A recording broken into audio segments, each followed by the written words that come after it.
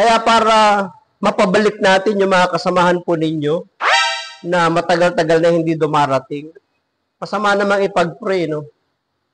Sana magka-problema siya para maalala niya si Lord.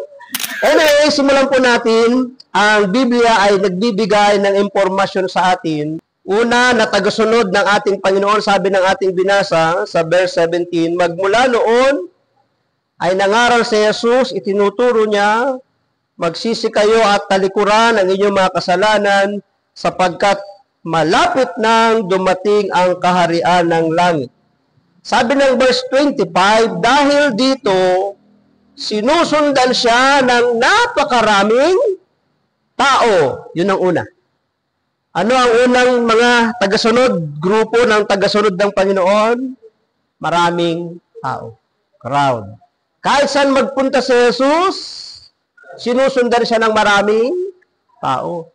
Sa bundok, sa burol, sa syudad, sa sinagoga, kahit saan. Talagang dinudumog siya ng tao. Bakit? Kasi yung mga tao, may napapala sa kanya.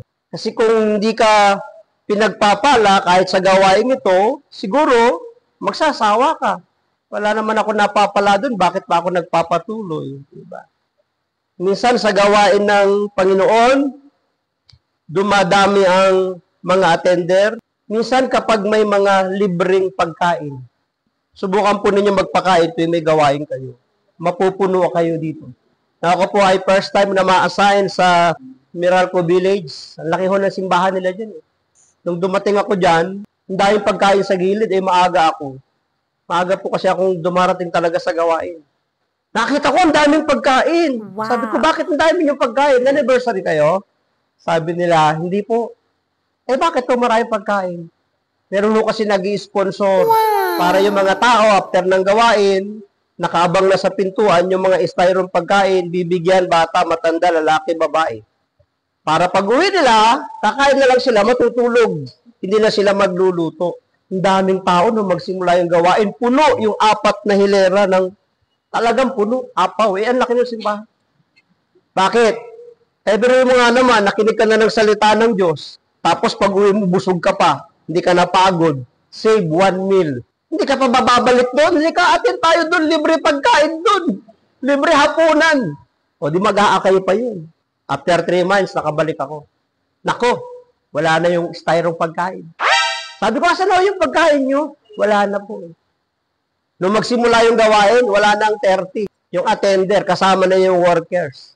Bakit o kayo nangon? Kaya nangyari? Kasi po wala nang nagpapakain. Kasi na nagpapakain, namatay na po kasi. Hindi naman itinuloy ng mga anak nila yung pagpapakain. Kaya nangonte kami. Duruin mo. Kasi wala nang nagpapakain. Pero, kahit paano, may mga natira. Bakit?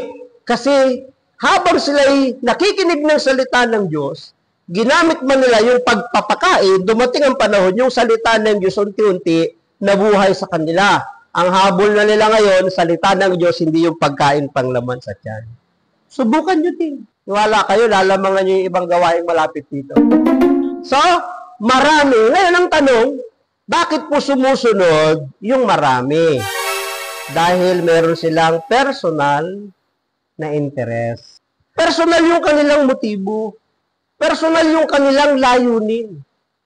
Dito din tayo, nung tayo bago-bago pa, ang gawain, dami talagang nagpupuntahan.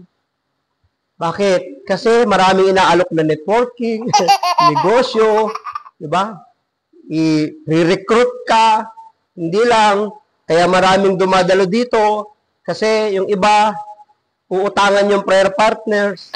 Kasi yung prayer partners, kapag nagpautang, hindi naniningil. Kaya, daming dumadalo. Personal yung interest. Personal yung motibo.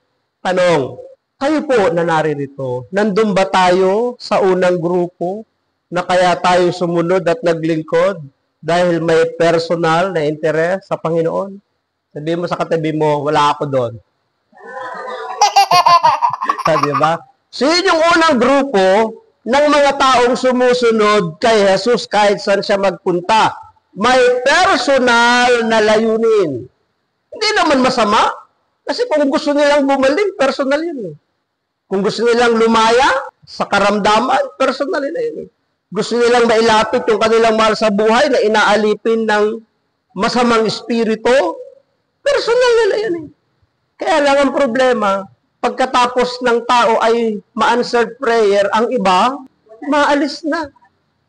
Tingnan po ninyo yung 10 ketongin na pinagaling lahat. Ilan ang bumalik? Isa lang. Yung siyam, nagpatuloy na. Maraming ganyan sa gawain. Maraming ganyan na mga naglilingkod. Pag na-answered prayer na, wala na. Kailan lang maaalala si Lord? Kapag may problema na naman. Kaya para mapabalik natin yung mga kasamahan po ninyo na matagal-tagal na hindi dumarating, masama namang ipag-pray, no?